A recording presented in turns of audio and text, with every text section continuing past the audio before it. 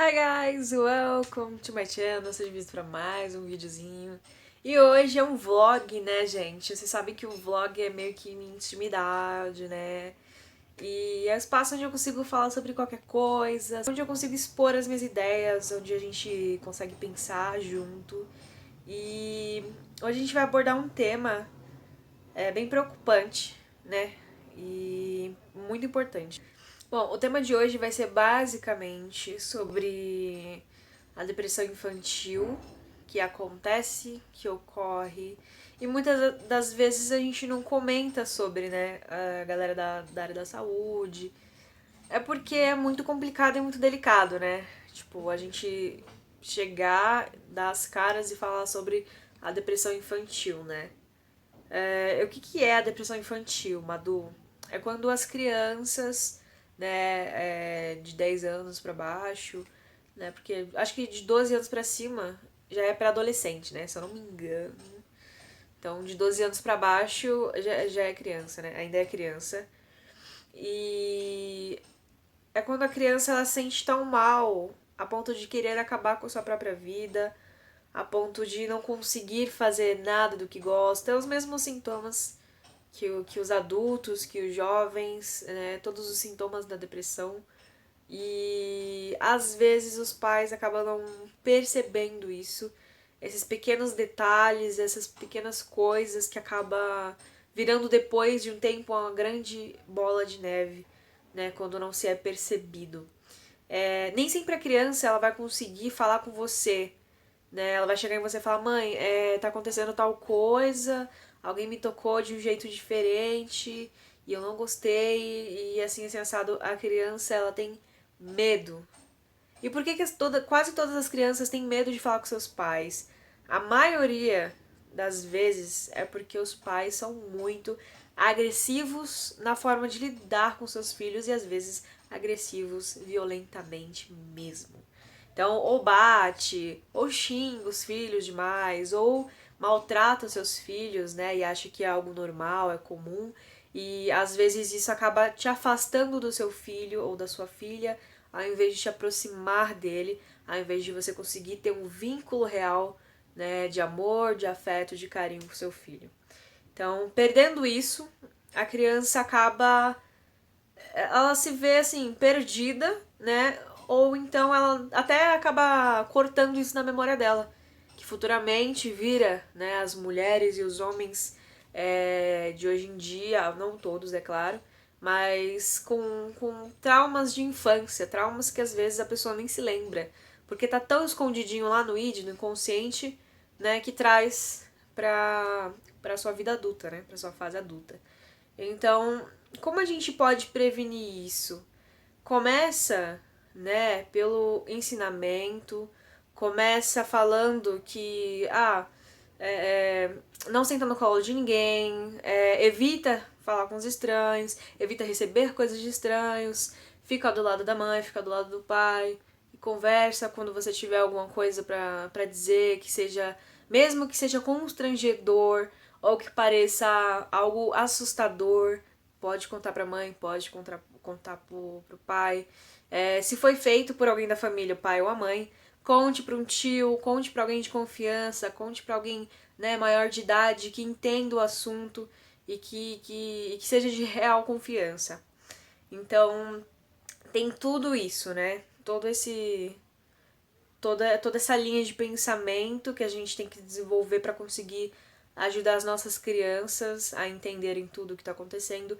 Por isso também a importância, né, de ensinar o que é sexualidade, né? Não é ensinar sexo, é ensinar que cada órgão sexual tem seu nome e não falar o nome do órgão sexual para criança, tipo, ai, isso é um biscoitinho, não toca no seu biscoitinho, não deixa ninguém tocar no seu biscoitinho.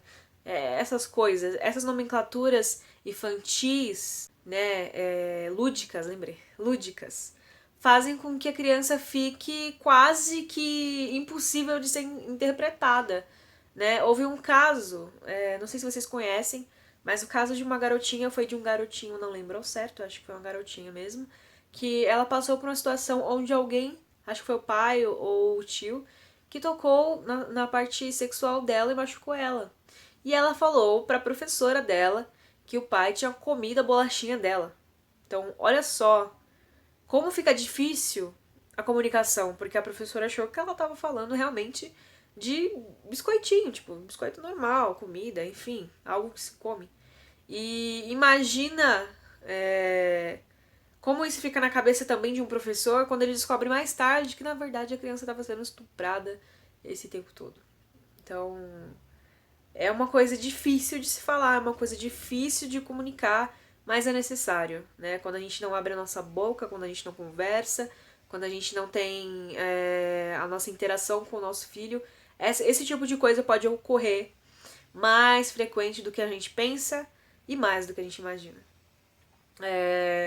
Falando também da depressão, a gente acaba entrando, querendo ou não, na educação dos pais para com seus filhos, né? Seja avós, seja tio, seja tia, né?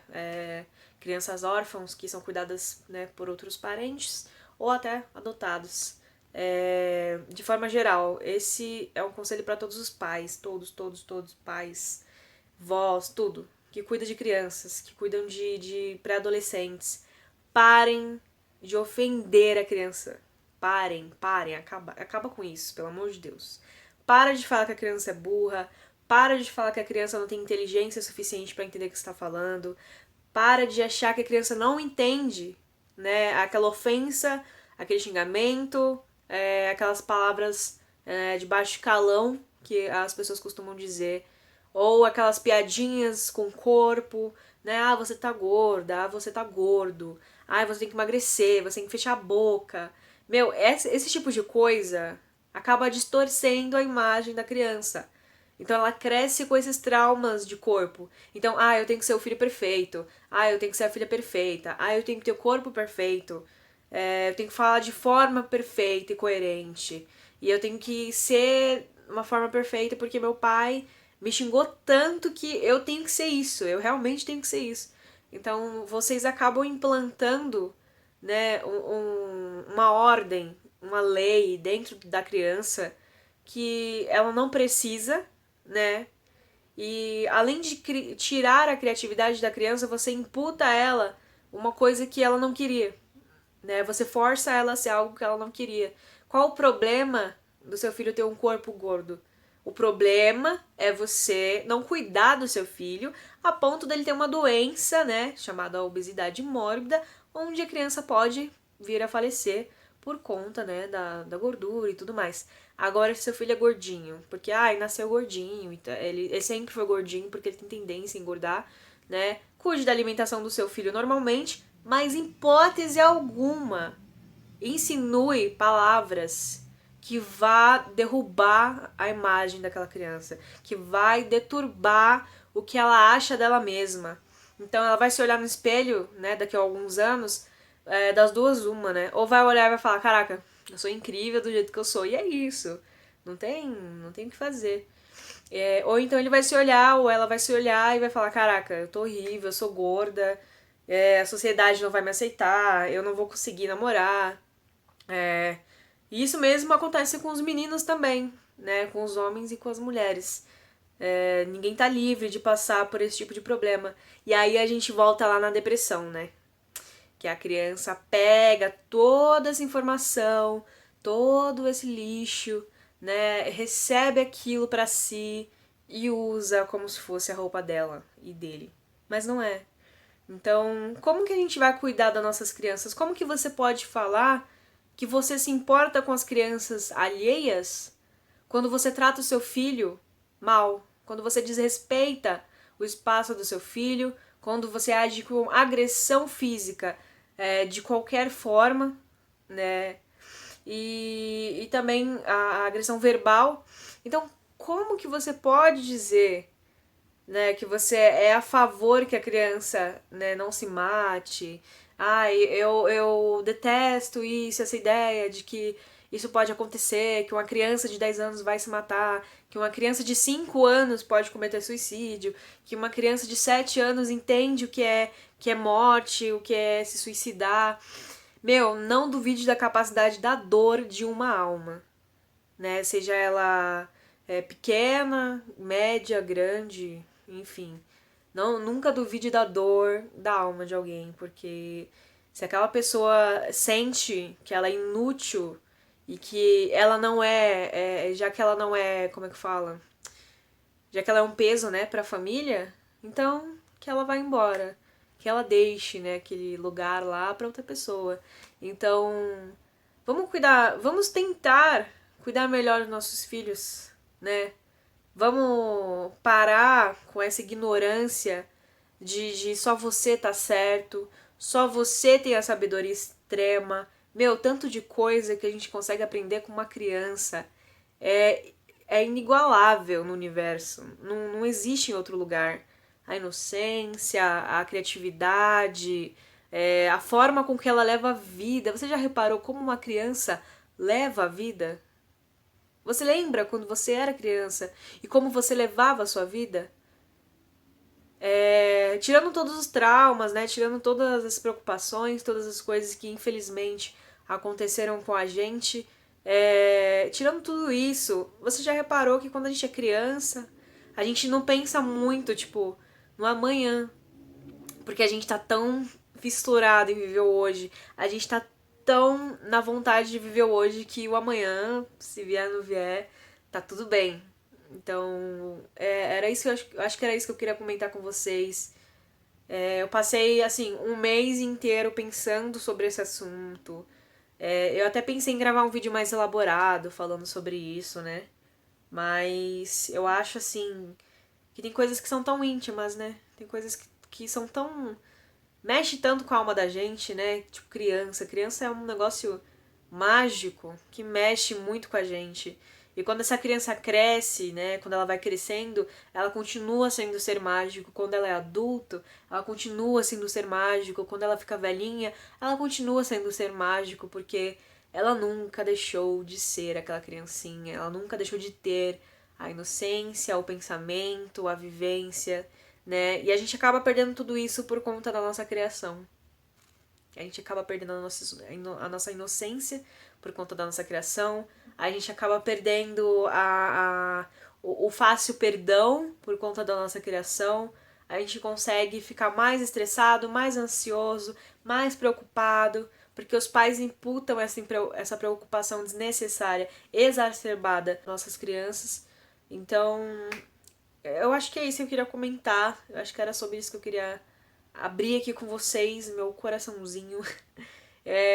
Eu queria que vocês dissessem aí embaixo, né, o que vocês acham sobre isso, sobre a depressão infantil, o que vocês pensam sobre isso, se vocês querem um vídeo mais elaborado, sem ser um vlog, sobre esse tema.